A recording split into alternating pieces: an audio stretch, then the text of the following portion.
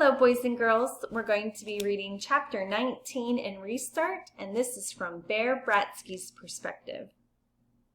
When the announcement comes that there's an assembly, we're all psyched. Why wouldn't we be? It's like a get-out-of-jail-free card for the whole morning of classes. What's the assembly about? Who knows? Who cares? In the auditorium, the big screen is set up. That means they'll be turning the lights out. Perfect chance to catch a nap for a guy who's been playing video games until 3 last night.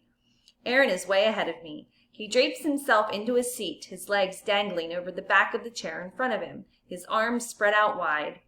I fight my way in beside him, and we wrestle for position. "Hey!" exclaims the loser in the row ahead of us, the one with Aaron's size 14 construction boot hanging over his shoulder. But when he sees who he's talking to, he gets real quiet real fast. He and his friends wander off looking for someplace else to sit. I flake out next to Aaron. "Wake me up when it's over," he mumbles, already half asleep. "You're the one who's going to be waking me," I retort, and we exchange a few rabbit punches before settling in for the big snooze fest.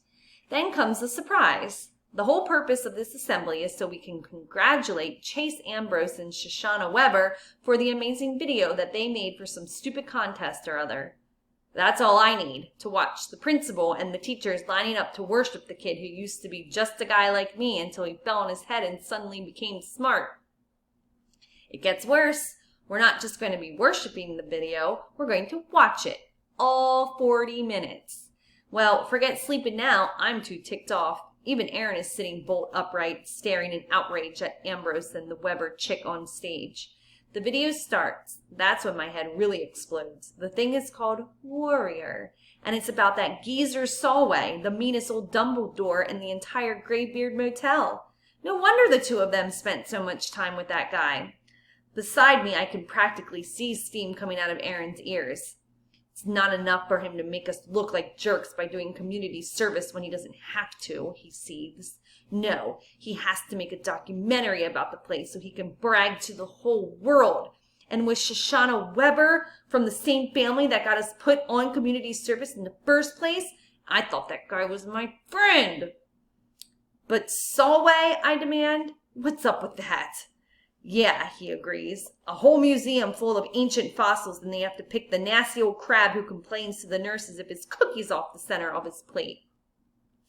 "It's not what I meant, and you know it," I hiss. "Why him, huh?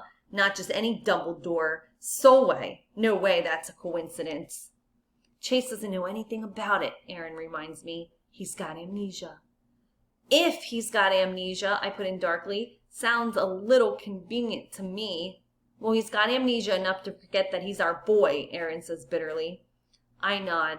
"He used to play football. Now he doesn't. He says he's coming back, but I think he's just stringing us along. He's partnered up with a Weber, and he's even getting buddy-buddy with Joel Weber. He's making it impossible to get along with him. He acts like he's changed, but he's really just cutting us out."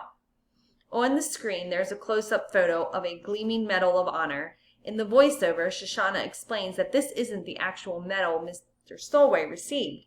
Mr. Wonderful Solway isn't just a hero, he's modest too. He never wore the dumb thing because he didn't want people to feel bad that they didn't have one, and over the years, he forgot where he put it. "Yeah, right," I mutter. "Shh," Aaron hisses. When it's finally over, Ambrose and the Weber chick get a 5-minute standing ovation. That burns me up, since I know for a fact that the other kids were just as bored as I was.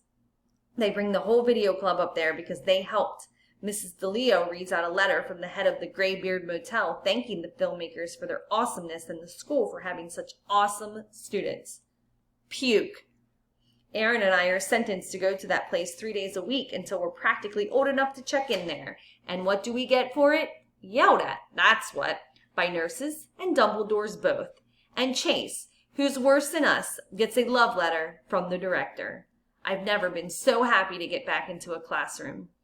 "I just can't do nothing about this," I plead to Aaron as he takes the desk beside me. He's walking all over us, and we're letting him. For the very first time, he doesn't look at me like I'm crazy. I've got an idea how we can jog his memory. You know, remind him who his real friends are. I wonder what they're up to. What do you think? Guess we'll have to read on to find out.